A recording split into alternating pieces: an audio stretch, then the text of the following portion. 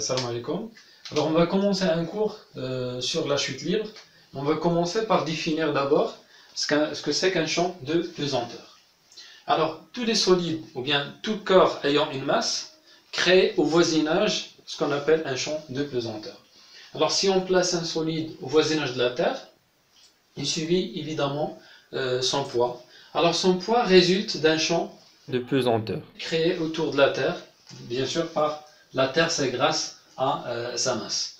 Le poids est toujours représenté par, modélisé par un vecteur force qui est toujours orienté vers le centre. De même pour S2, si je considère un autre solide de masse M2, donc il suffit une force P2 qui a toujours une direction qui est orientée ou bien qui passe par le centre. D'accord? On définit ce qu'on appelle vecteur champ de pesanteur G par le rapport du poids du solide, bien sûr placé en une position autour de la Terre, divisé par sa masse. Alors si je divise le poids de ce solide par la masse de ce solide, j'obtiens le vecteur champ de pesanteur, bien sûr, à l'emplacement où situé le solide S1. Si je divise le poids de S2 par la masse de S2, je trouve quoi? Le vecteur champ de pesanteur en ce point. Alors vous voyez que le vecteur champ de pesanteur dépend de la position au voisinage de la Terre. Mais pourquoi la longueur de la flèche qui représente G2 est supérieure à la longueur de la flèche qui représente G1? Évidemment, parce que le point où se trouve S2 est plus proche du centre de la Terre que le point où se trouve S1. Donc vous voyez que S1 est loin du centre de la Terre par rapport à S2. On définit en un lieu ce qu'on appelle la verticale. Alors la verticale au lieu, c'est une droite qui est toujours verticale, donc il passe par le centre de la Terre, bien sûr, en un lieu donné. Alors si je prends par exemple une zone qui est restreinte, si je prends une zone restreinte de quelques kilomètres, on trouve que le vecteur champ de pesanteur a les mêmes caractéristiques. Même direction verticale, au lieu bien sûr. Le sens est toujours vers le bas. L'intensité, bien sûr, dépend de la zone ou bien du lieu, de la position géographique au voisinage de la Terre. Dans ce cas, on considère que le champ de pesanteur est un champ qui est uniforme. D'accord? C'est un champ uniforme. Lorsque le vecteur champ de pesanteur garde les mêmes caractéristiques dans une zone, bien sûr, qui doit être restreinte. Sinon, si je me déplace autour de la Terre, alors je trouve que les directions changent avec la position autour de la Terre. Alors, quelle est la définition du vecteur champ de pesanteur?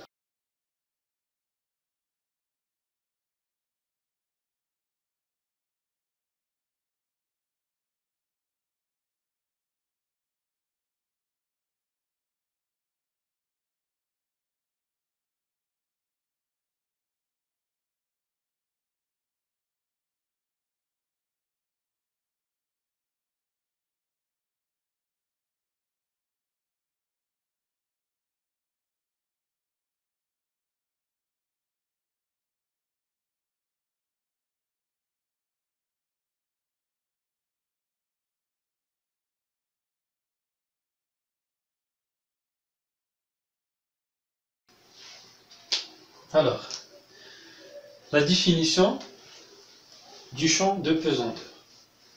Alors, au voisinage de la Terre, le vecteur champ de pesanteur G, en un point où se trouve une masse M, bien sûr en kilogrammes, est défini par G égale P sur M, dont les caractéristiques sont la direction, c'est la verticale au lieu. Si je me trouve ici, donc voilà la verticale. Si je me trouve ici, voilà la verticale. si je me trouve ici, voilà la verticale. Le sens du haut vers le bas, la norme, voilà, le sens du haut vers le bas, donc vers le bas, vers le bas, vers le bas, vers le bas. La norme est intensité de la pesanteur, bien sûr, exprimée en newton kilogramme moins 1. Alors, qu'est-ce qu'un champ magnétique uniforme? On dit que le champ magnétique est uniforme lorsque le vecteur champ de pesanteur garde les mêmes caractéristiques, même intensité, même direction et même sens. Alors, deuxièmement, champ de pesanteur uniforme.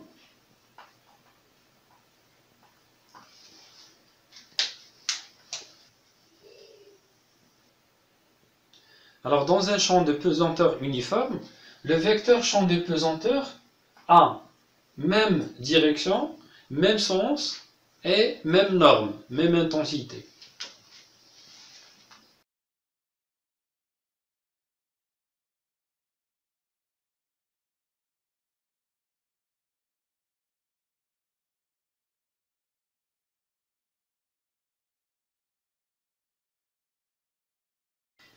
On passe à la deuxième partie.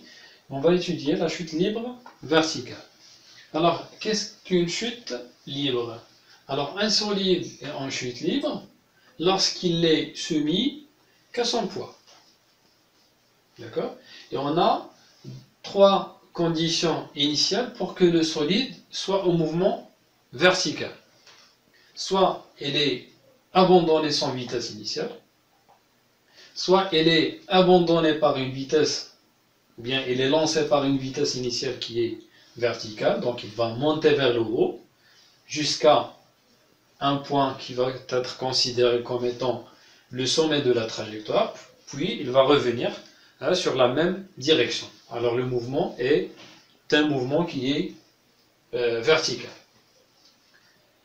Et on peut avoir la chute verticale si le corps est lancé avec une vitesse orientée vers le bas, mais toujours avec une vitesse qui est toujours verticale. Alors on passe à l'étude analytique de la chute libre et on va considérer un solide qu'on va lancer sans vitesse initiale, d'accord? Et on va étudier les différentes grandeurs physiques du mouvement, relatives à ce mouvement, tels que le vecteur accélération, le vecteur vitesse et le vecteur position. On va chercher premièrement le vecteur accélération par l'application de la deuxième loi de Newton. Et on passe aux autres grandeurs, la vitesse, le vecteur vitesse et le vecteur position. Alors on commence par la recherche du vecteur accélération et l'équation différentielle. Alors que représente le vecteur accélération d'un corps qui est en chute libre? Alors on considère un solide S, bien sûr de masse, par exemple petit m, en chute libre. Alors on peut réaliser la chute libre, soit dans le vide, pour négliger l'effet de l'air et les forces de frottement et la poussée d'Archimède, ou bien dans l'air, si des critères sont vérifiés. Alors quels sont ces critères? C'est que le solide soit plus dense, il a une densité très grande, elle a une forme aérodynamique, donc pour que ça facilite le fait de pénétrer dans l'air. Aussi, si la zone où on réalise la chute libre, c'est une zone qui est restreinte. On va chercher dans la première partie le vecteur accélération et l'équation différentielle. Alors, on va considérer une situation. On a abandonné un solide S de masse M à partir d'une position G0, de coordonnées 0, 0, 0. Ça veut dire que G est confondu avec l'origine du repère qu'on a choisi. Ça veut dire que Z0 sur l'axe vertical Z, la coordonnée est 2. Et on a abandonné le solide à partir de G0 à t égale à 0 sans vitesse initiale. Ça veut dire que le vecteur vitesse du centre d'inertie est nul à t égale à 0, ou bien la coordonnée de ce vecteur suivant l'axe vertical est nulle. Alors, pour chercher le vecteur accélération, évidemment, on va appliquer la deuxième loi de Newton, et vous connaissez que pour appliquer la deuxième loi de Newton, on doit suivre certaines étapes. Alors, quelles sont ces étapes? Évidemment, on doit définir le système étudié. Le bilan des forces, on va négliger l'effet de l'air, hein, la poussée d'Archimède et les forces de frottement. On va considérer que le solide est soumis seulement à son poids. On va passer à une étape où on considère le repère OK lié à la Terre galiléen. Et on passe à l'application de la deuxième loi de Newton.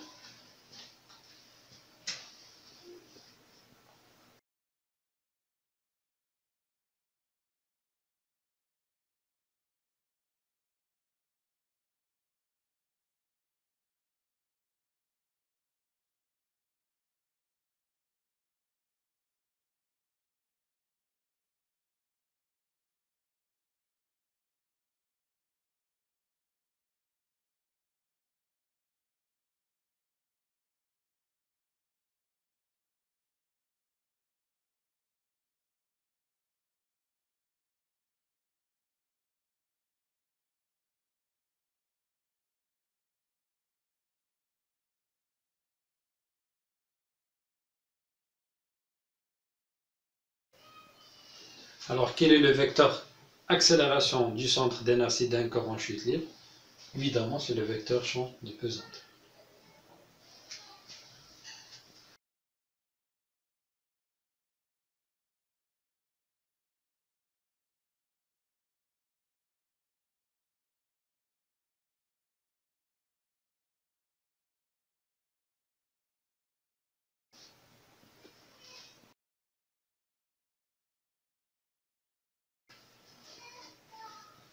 D'accord? Alors, on constate que le vecteur accélération ne dépend pas de la masse du solide parce qu'on a déjà simplifié par la masse. Alors, à partir de ce résultat, on peut établir ce qu'on appelle l'équation différentielle. Alors, avant de passer à l'équation différentielle, donc on va projeter cette équation vectorielle, cette expression vectorielle, sur l'axe vertical.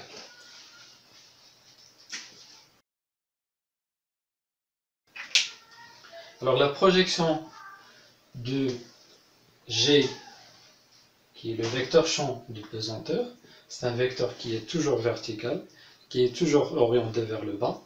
Alors, puisqu'on a choisi un axe OZ orienté vers le bas, ça veut dire que si je projette G sur OZ, on trouve que c'est la projection de l'accélération sur l'axe OZ est égale à G.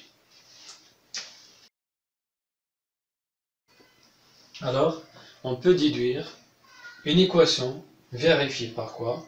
Par la coordonnée du vecteur vitesse du centre d'inertie. Alors cette équation, l'équation étoile, que représente l'équation différentielle vérifiée par la coordonnée Vz du vecteur vitesse.